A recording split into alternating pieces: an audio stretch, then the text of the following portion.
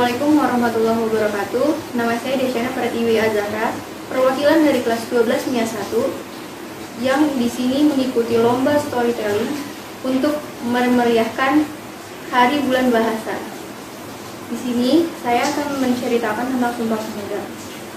Yang diawali, Sumpah Pemuda itu tercetus dalam Kongres Pemuda II pada tahun 1928, tepatnya pada tanggal 28 Oktober.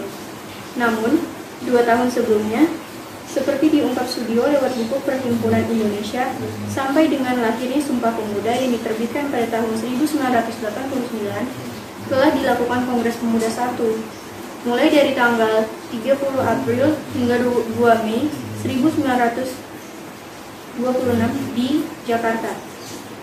Jadi, begini awal ceritanya. Kongres Pemuda I atau Kerapatan Besar Pemuda dihadiri oleh perwakilan dari Perhimpunan Pemuda dan Pemudi termasuk Jong Japa, Jong Sumatera Nenbon, Jong Ambon, Sekar Rukun, Jong Islametenbon, Studerenden Minahasa, Jong Bataksbon, Pemuda Kaum Teosofi, dan masih banyak lagi. Ternyata para pemuda dan pemudi tidak hanya dari Pulau Jawa, mereka berkontribusi untuk membangun negeri ini. Mereka sadar untuk membangun bangsa Indonesia agar menjadi lebih baik. Solidaritas mereka patutlah kita contoh dan kita teladani untuk kehidupan sehari-hari. Lanjut, tujuan dari Kongres Pemuda ini apa sih sebenarnya? Pasti kalian belum pada tahu. Kalau belum tahu, saya kasih tahu. Yang pertama, seperti yang dikutip dari buku Peranan Gedung Kramat Raya nomor 106 dalam melahirkan Sumpah Pemuda yang diterbitkan pada tahun 1996, karya Mardana Safwan, antara lain mencari jalan membina perkumpulan pemuda yang tunggal, yaitu untuk membentuk sebuah badan sentral dengan maksud. Jadi, mereka ini ingin membangun sebuah badan sentral yang memiliki tujuan-tujuan tertentu dan itu sangat berpengaruh untuk bangsa Indonesia.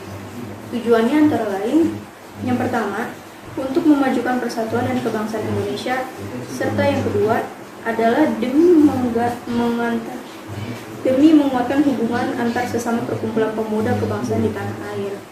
Jadi tidak hanya mengusir para penjajah yang ada di negeri Indonesia ini, tetapi untuk membangun solidaritas dan rasa persaudaraan yang tinggi antar sesama warga Indonesia. Namun, Kongres Pemuda ini diakhiri tanpa adanya hasil yang memuaskan bagi semua pihak lantaran masih banyak adanya perbedaan pandangan. Setelah itu, digelarlah lagi beberapa pertemuan demi menemukan kesatuan pemikiran. Maka, disepakati bahwa Kongres Pemuda II akan segera dilaksanakan. Pada pertemuan kali ini, acara Kongres Pemuda diadakan selama 2 hari, dimulai dari tanggal 27 Oktober hingga 28 Oktober 1928. Lokasinya pun dilaksanakan di 2 tempat yang berbeda.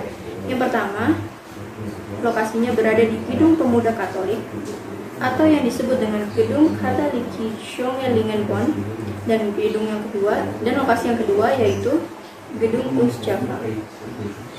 Dalam Kongres Pemuda II ini dihadiri oleh sejumlah perkumpulan pemuda dan pemudi seperti dari Jong Sumatera Nenbon, Jong Bataksbon, Jong Islametenbon, Jong Japa, Pemuda Kaum Betawi, Sekar Rukun, Perhimpunan Pelajar-Pelajar Indonesia atau yang dikenal dengan singkatan PPPI, kemudian Pemuda Peranakan Kaum Tionghoa, dan sebagainya.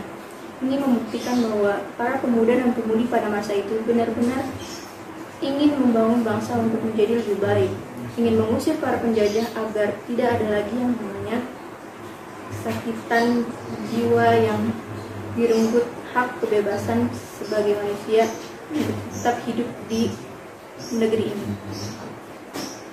Kemudian, tak berbeda jauh dengan kongres sebelumnya, tujuan dari Kongres Pemuda II adalah untuk melahirkan cita-cita semua perkumpulan pemuda Indonesia, membahas pergerakan pemuda, hingga memperkuat kesadaran persatuan bangsa agar dapat membangun negara untuk membangun bangsa yang lebih baik, bangsa yang maju, dan bangsa yang makmur.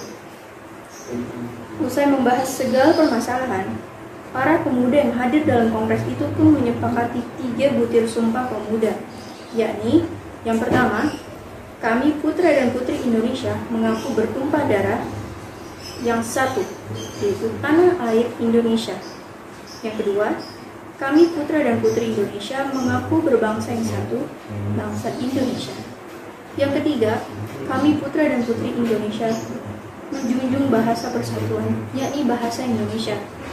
Lahirnya ketiga sumpah inilah yang disebut-sebut sebagai cikal bakal proklamasi kemerdekaan Indonesia pada 17 Agustus 1945.